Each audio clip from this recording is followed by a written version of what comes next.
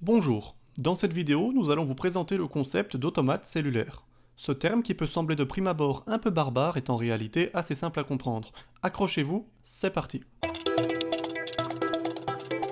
Un automate cellulaire est un modèle mathématique permettant de modéliser des systèmes complexes à partir de règles de base simples. Il a l'avantage de pouvoir être représenté de manière très visuelle. On peut en effet le représenter par une grille de cellules contenant chacune un état. Un état étant généralement représenté par une couleur. Par exemple, nous pouvons avoir une cellule dans l'état noir, une cellule dans l'état blanc, et ainsi de suite pour un nombre fini d'états. Chacune de ces cellules va pouvoir évoluer au cours du temps et prendre des états différents. Attends, comment ça évoluer? Au hasard? Non, pas du tout. La grille de cellules n'est jamais considérée seule. Elle va toujours de pair avec un ensemble de règles qui vont déterminer la manière dont les cellules changent d'état. De plus, la grille de cellules présente toujours une certaine configuration de départ. L'état d'une cellule à une génération donnée va alors dépendre de l'état à la génération précédente des cellules voisines de la cellule considérée. Je suis un peu perdu là, tu peux me donner un exemple? Bonne idée.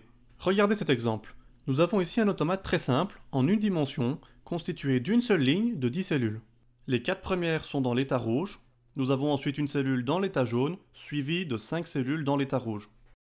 Une règle très simple que nous pourrions associer à cet automate est la suivante. Pour une cellule dans l'état rouge, si la cellule de gauche est dans l'état rouge et la cellule de droite dans l'état jaune, alors elle passe dans l'état jaune. Dans toutes les autres configurations, l'état des cellules reste inchangé. Rappelons également qu'à chaque itération, l'état de chaque cellule évolue en fonction de l'état de ses voisines. Remarquez que nous n'avons ici montré qu'une seule itération. Il est bien sûr possible de continuer la simulation en gardant la même règle et au bout d'un certain nombre de générations, l'automate se stabilise sur une configuration donnée. Vous verrez dans la suite de la vidéo que tous les automates ne vont pas forcément se stabiliser. Je trouve ça super chouette, mais ça sert à quoi alors un automate cellulaire? Juste à faire des jolis dessins? Non. Comme je te l'ai déjà dit, un automate cellulaire est un modèle mathématique. Il va nous permettre de modéliser des phénomènes plus ou moins complexes, voire chaotiques, sur base de règles très simples. Un exemple assez connu est l'automate cellulaire 110, constitué de 2 états, noir et blanc, et 8 règles. Les deux automates visibles à l'écran sont les mêmes, c'est-à-dire qu'ils sont basés sur les mêmes 8 règles, mais leur configuration initiale est différente.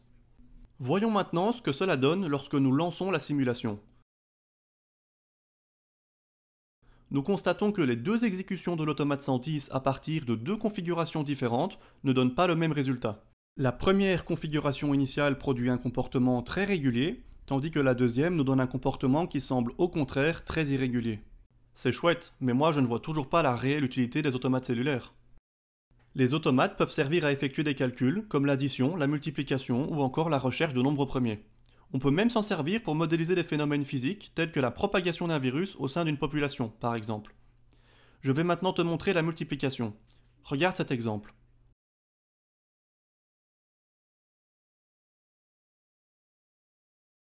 Nous avons ici multiplié 3 et 4. Au bout d'un certain nombre de générations, nous obtenons comme résultat 12. Cet automate peut donc servir à effectuer la multiplication de deux nombres entiers choisis arbitrairement. Plus généralement, la puissance de calcul des automates cellulaires ne se limite pas aux opérations élémentaires.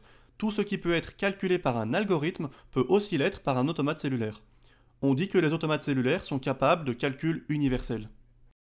C'est déjà plus intéressant que les exemples que tu m'as montrés avant, mais je ne vois pas le rapport avec le thème et demain.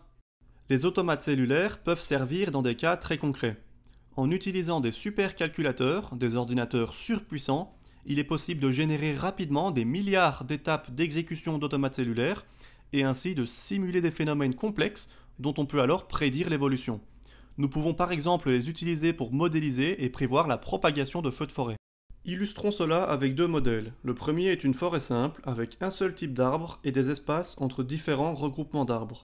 La règle de propagation du feu est la suivante. Si un des voisins d'un arbre est en feu, celui-ci peut aussi prendre feu avec une certaine probabilité.